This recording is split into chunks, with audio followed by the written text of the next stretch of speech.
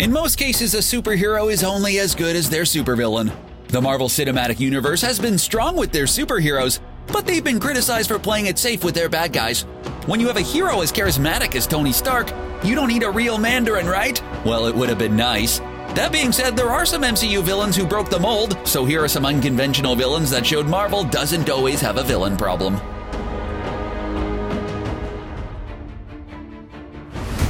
Thanos. Most villains tend not to make it to the end credits of the movie that introduces them. Turnover's high in the supervillain business. If they do, it's usually behind bars, plotting, always plotting.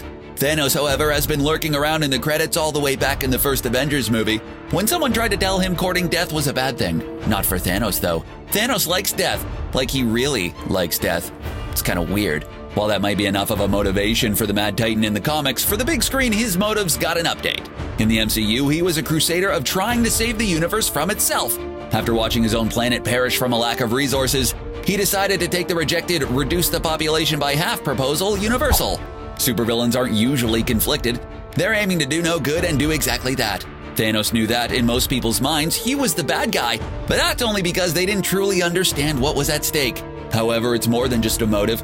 With Thanos being the main motivator of the Infinity Saga, the Mad Titan managed to be a villain that took on the entire Marvel Cinematic Universe, all at once, and he almost won.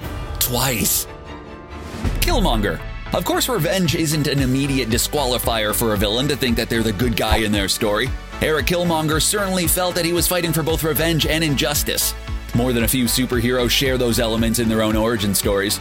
With a father killed by the king of a land that's not only reclusive, but had the power to stop numerous injustices, young Eric's origin story could easily be mistaken for a future superhero. However, like so many things, it's all in the execution. Since Killmonger was also righting an injustice while avenging his father, he felt justified coloring out of the lines and breaking some rules. But while he may have had a point in that killing his father to keep a secret that maybe shouldn't have been kept was wrong, his solution was even more wrong. Rather than addressing the injustices, he was going to hand out weapons for different injustices. It wasn't the right legacy for Wakanda. However, the core point won out. After his death, T'Challa opened Wakanda to the world, using its wealth, technology, and power to make it a better place, not a more shooty place. While he was a bad guy version of the good guy, a common MCU move, it was his why and how that set him apart. Loki. If a villain is good enough, sometimes they can outshine the hero that they menace. While a hero can be all abs and punching, a villain can be clever, charming, quirky, or just downright mischievous. Some can be so mischievous that they even become a god of mischief. That's pretty darn mischievous. With a brother that's all brawn and muscles and hammers with his long golden locks and abs. Enjoy that while it lasts, big guy. It's hard to step out of his shadow, especially if it turns out you're the kidnapped son of your adopted father's most notorious enemy. Mythology can get complicated. It'd be easy for Loki to just hate his family and throw in his lot with the Frost Giants, but Loki's feelings are a little more complicated than that. Not having a Hemsworth physique, Loki took after his mother and learned the magic arts and tried to use that to earn the respect of his father and brother. When it failed, he took after his father and went realm conquering. Unfortunately for him, Midgard had a contingency plan in place called the Avengers. While Loki is mostly just for Loki, when the chips are down, he'll fight for Asgard.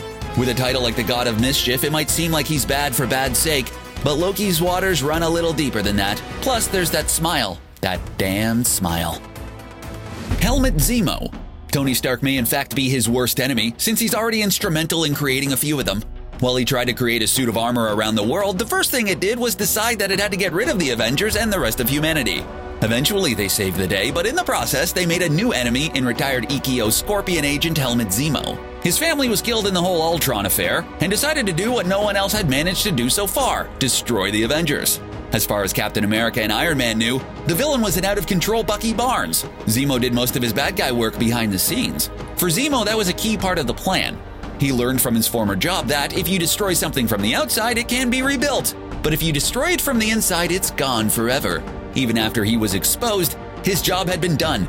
The tenuous relationship between Captain America and Iron Man finally fell apart. Zemo earned his wry smile at the end of Civil War because he destroyed the Avengers.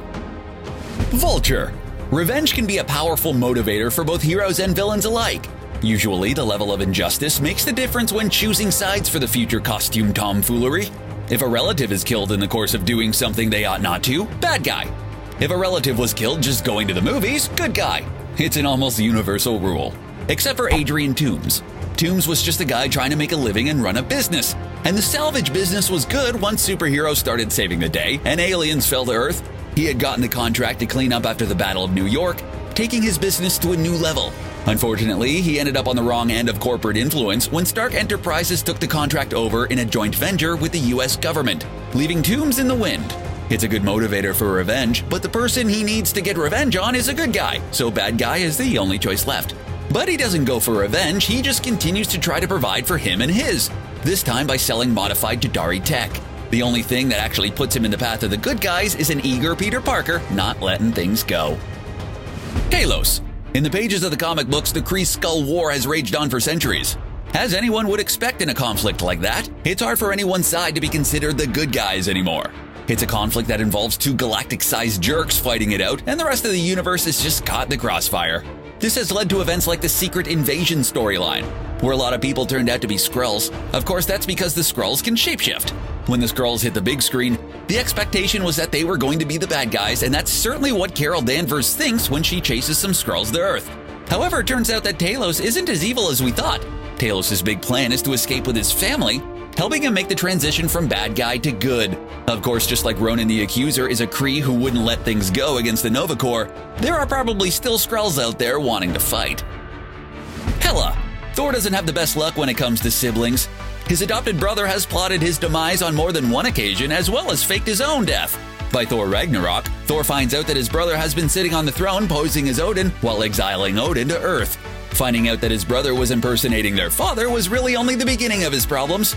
Once he's able to locate his father, Odin only has enough time to tell his sons that they have a big sister, and she's pretty bad news. Right after Odin passes away, she shows up and shows the Odin sons just how bad she is by shattering Mjolnir.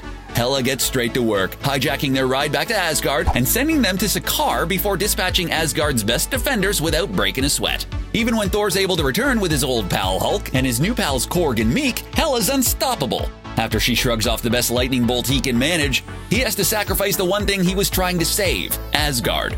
Thor's reminded that Asgard is a people, not a place, and that's what he has to save. Nebula. With all the troubles siblings can cause, a lot of the time it's because of some questionable decisions that are made by the parents. For Odin, it was fostering a conqueror and then trying to hide her away while raising the son of a defeated enemy without ever telling him. Complicated.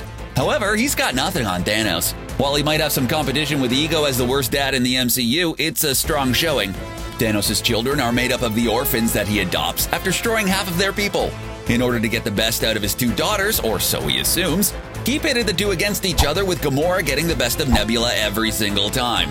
Each time that happened, Nebula would get an upgrade, having a part of her body replaced with a robotic alternative.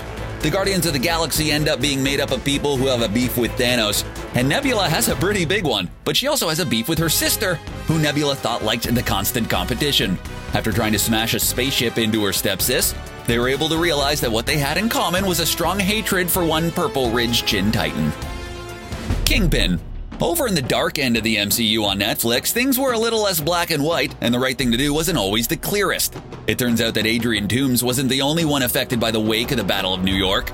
In the wake of the fight emerged an opportunistic strong-arm developer who was determined to reshape the neighborhood, like strong-arm gentrification. Wilson Fisk, aka Kingpin, has managed to be the bad guy to most of Marvel's New York-based street-level heroes. If he was just a particularly cunning strong-arm man, he'd still be a pretty good villain, but Fisk manages to take menace to a new level. Like Thanos, except on a city block level, Fisk manages to be an essential force in everything that happens in his little corner. For the first 4 episodes of the Daredevil Netflix series, he wasn't even on screen, as his presence was only a rumor. A dark, looming rumor.